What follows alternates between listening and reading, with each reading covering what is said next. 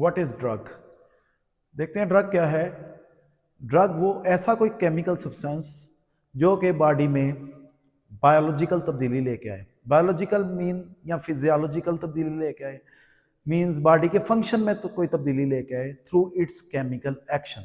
और याद रखिएगा ड्रग, कोई भी ड्रग है अपना बॉडी में फिजियोलॉजिकल तब्दीली कब लेके आती है? जब वो अपने रिसेप्टर पे जाके बाइंड करती है, अपने स्पेसिफिक रिसेप्टर पे जहाँ पे उस ड्रग के रिसेप्टर्स होते हैं। एग्जांपल दूंगा, ये रिसेप्टर हैं, ये सेल मेम्ब्रेन बनी है लिपिड बायलेयर, इसके ऊपर रिसेप्टर है बेंजोडाइजिपीन्स रिसेप्टर के एग्जांपल दूंगा।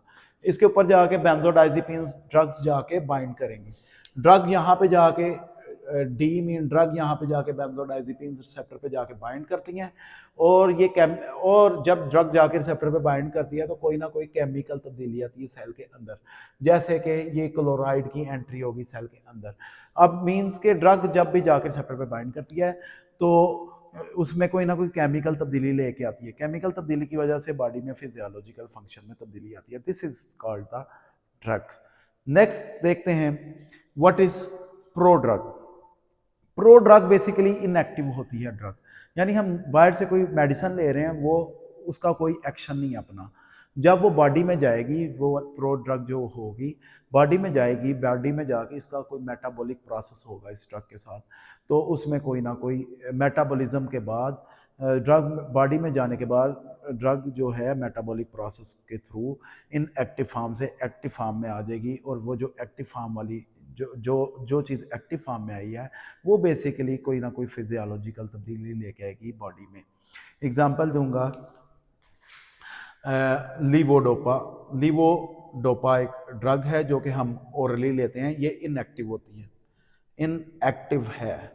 लीवोडोपा इनएक्टिव ड्रग है।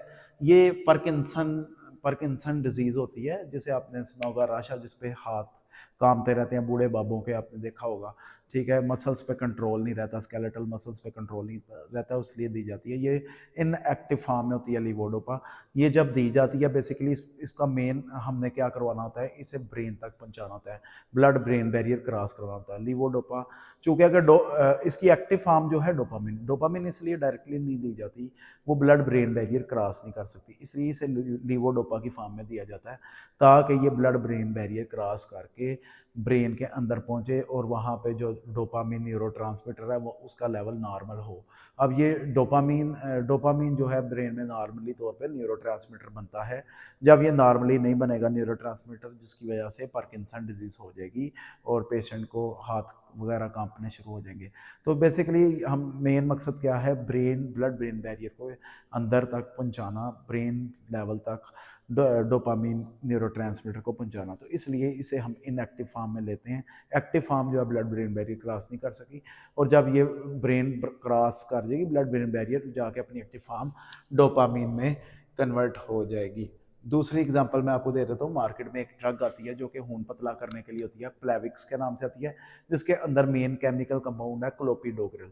क्लोपिडोग्रिल आपने देखा, लो प्लेट प्लस भी एक मार्केट में आती है ड्रग, जिसमें डिस्प्रिन वगैरह, एस्प्रिन और प्लस क्लोपिडोग्रिल का कम्बिनेशन होता है। डिस्प्रिन तो खून को पतला करती है, क्लोपिडोग्रिल भी खून को पतला करने के लिए दी जाती है।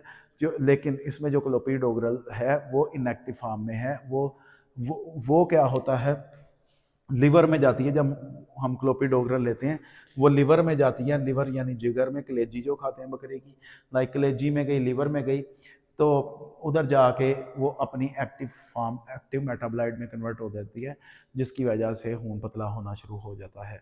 तो ये प्रो ड्रग जो है इनएक्टिव फॉर्म में, इनएक्टिव ड्रग है जो कि बॉडी में दी जाती है ताकि अपनी मेटाबॉलिक प्रोसेस से होके वो अपनी एक्टिव फॉर्म में आए और उसके बाद अपना केमिकल, अपना फिजियोलॉजिकल रोल प्ले करे जो भी उसने बॉडी के अंदर तब्दीली लेके आनी है। And the number third one is called the placebo. Placebo से मुराद है कि प्लेसिबो बेसिकली ये इनएक्टिव ड्रग है, इसमें इसका कोई फार्माकोलॉजिकल एक्शन नहीं होता, यानी इसका दवाई वाला एक्शन नहीं होता, लेकिन इससे साइकोलॉजिकल नीड ज़रूर पूरी हो जाती है ब्रेन की।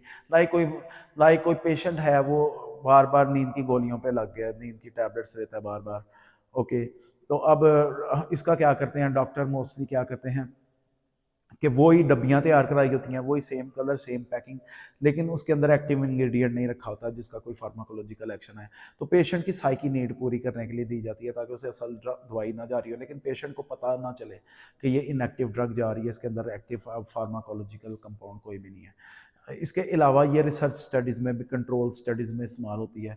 लाइक आपने कोई रिसर्च करनी है तो आप 10 पेशेंट आपने सेलेक्ट किए हैं, तो उनमें 5 लोगों को जो आपने असल दवाई दी है और 5 लोगों को इनएक्टिव वाली दी है, लेकिन पैकिंग सेम होगी, डब्बी सेम होगी, टैबलेट भी सेम होगी, लेकिन वो इंग्रेडिएंट ऐड नहीं किया गया होता, ताकि हमें कंट्रोल स्टडी से पता चल सके कि एग्जैक्ट जो असल मेडिसिन है उसका कितना इफेक्ट आ रहा है जो पेशेंट को दवाई दी जा रही है, उसे कंपैरिजन करके इन जो कि साइकी नीड को पूरा करती है। तो ये हमने स्टडी किया what is the drug, prodrug and placebo. Thank you so much.